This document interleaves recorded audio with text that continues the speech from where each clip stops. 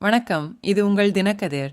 திமுக மாவட்ட செயலாளர்கள் கட்சி தலைமையகம் அண்ணா அறிவாலயத்தில் புதன்கிழமை நடைபெற்ற கூட்டத்தில் பீகாரில் வாக்காளர் பட்டியல்களின் சிறப்பு தீவிர திருத்தம் தொடர்பாக பாஜக தலைமையிலான மத்திய அரசு மற்றும் இந்திய தேர்தல் ஆணையத்தை கண்டித்து ஒரு தீர்மானத்தை நிறைவேற்றினர்.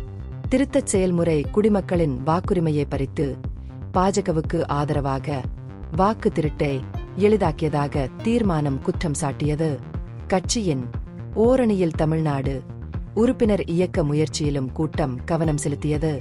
அமர்வின் போது திமுகவின் தகவல் தொழில்நுட்ப பிரிவு செயலாளரும் அமைச்சருமான டி.ஆர்.பி. ராஜா தமிழ்நாடு முழுவதும் சேர்க்கப்பட்ட உறுப்பினர்களின் எண்ணிக்கை குறித்த தரவுகளை வழங்கினார்.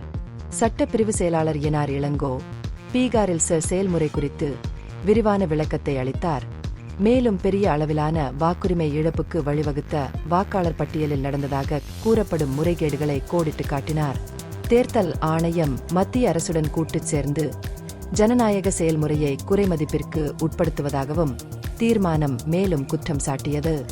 ஜூலை மாதம் தேர்தல் ஆணையத்திடம் திமுக முன்வைத்த 5 முக்கிய கோரிக்கைகளை தீர்மானம் மீண்டும் வலியுறுத்தியது. தொகுதி அளவிலான அதிகாரிகள் மற்றும் தொகுதி அளவிலான அரசியல் கட்சி முகவர்களுக்கு இடையே மேம்பட்ட ஒருங்கிணைப்பு, இறந்த நபர்களை வாக்காளர் பட்டியலில் இருந்து நீக்குதல் மற்றும் ஆதார் மற்றும் ரேஷன் கார்டுகளை செல்லுபடியாகும் வாக்காளர் அடையாளமாக ஏற்றுக்கொள்வது ஆகியவை இதில் அடங்கும். மேலும் தமிழ்நாடு மற்றும் பிற மாநிலங்களில் தேர்தலுக்கு முன் வாக்காளர் பட்டியல்களை சுதந்திரமாகவும் நியாயமாகவும் சரிபார்ப்பதை உறுதி செய்யுமாறு தேர்தல் ஆணையத்தை வலியுறுத்தியது. கூட்டத்தில் உரையாற்றிய முதலமைச்சர் ஸ்டாலின் கட்சியின் பூத் அளவிலான குழுக்களை வலுப்படுத்துவதன் முக்கியத்துவத்தை வலியுறுத்தினார். ஒவ்வொரு பிஎல்சி உறுப்பினரும் 100 வாக்காளர்களை உள்ளடக்கியிருக்க வேண்டும் என்றும் அவற்றின் உருவாக்கம் மற்றும் செயல்பாட்டை அவர் தனிப்பட்ட முறையில் கண்காணிப்பார் என்றும் அவர் உறுதியளித்தார்.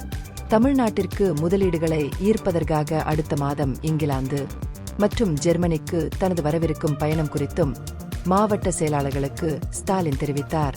நான் ஏன் ஓய்வெடுக்கவில்லை என்று உங்களில் பலர் கேட்கிறீர்கள்.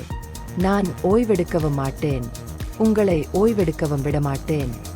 எங்கள் கடின உழைப்பு 2026 இல் எங்கள் வெற்றி இலக்கை நோக்கி படிக்கல்லாகும் என்று ஸ்டாலின் கட்சி நிர்வாகிகளிடம் கூறியதாக கூறப்படுகிறது. கட்சியின் அரசியல் நோக்கங்களை பாதுகாக்க தொடர்ச்சியான நிறுவன முயற்சிகளின் அவசியத்தை அவரது கருத்துக்கள் அடிக்கோடிட்டு காட்டின. பின்னர் செய்தியாளர்களிடம் பேசிய என்.ஆர். இளங்கோ, பீகார் எஸ்ஐஆர் செயல்முறை சுமார் 65 லட்சம் வாக்காளர்களை நீக்க வழிவகுத்தது. ஆனால் தேர்தல் ஆணையம் சரியான விளக்கத்தை வழங்க தவறிவிட்டது என்றார். இந்திய கூட்டணியின் ஒரு பகுதியாக தேர்தல் ஆணையத்தின் நடவடிக்கைகளுக்கு எதிராக திமுக தனது போராட்டத்தை தொடரும் என்று அவர் வலியுறுத்தினார். தமிழ்நாட்டில் இதுபோன்ற திருத்தம் மேற்கொள்ளப்பட்டால் இதுபோன்ற முறைகேடுகளை தடுக்க சட்ட ரீதியாகவும் அரசியல் ரீதியாகவும் பதிலளிக்க திமுக தயாராக உள்ளது என்று இளங்கோ வலியுறுத்தினார்.